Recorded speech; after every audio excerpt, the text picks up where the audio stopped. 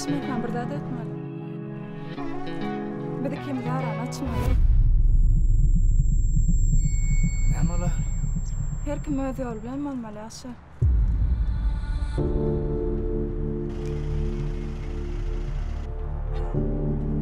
Bu näme diýdin? Men özüm yerden tapamak, ýönekä söýle söýüşip durmuş sorar ýaly. Öz deňiň bilen bol.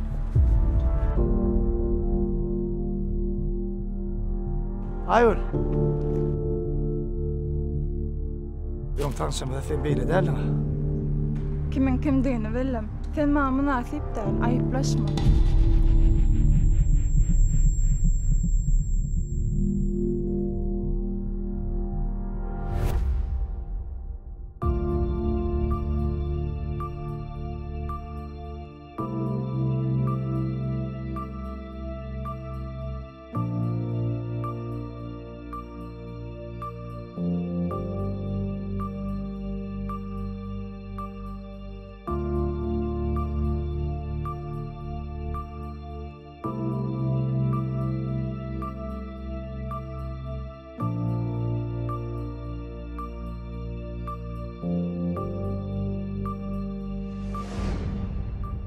Bereketli ayni.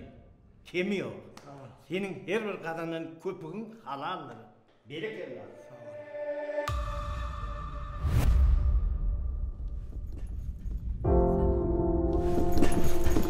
Selam. Salam.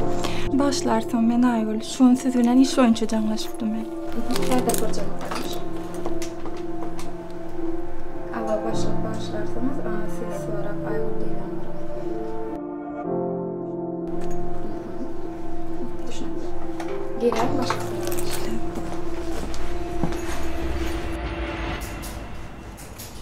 Başlan, selam.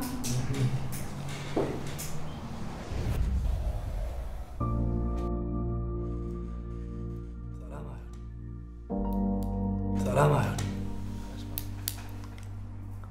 Garaşmadyň. Garaşmadım. Benim şolun senden garaşmadım. Haçan sen şolun men taşlak diýen bu. Magat ağır dedi. Kıynandım. Yani ben maksat tuttum. İşledim. Maksadıma da yettim.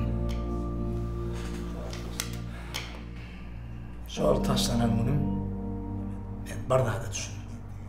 Hemen şol zat entegen beğenir. Näme beýen ýa? Kimin kimliğini tanıdım.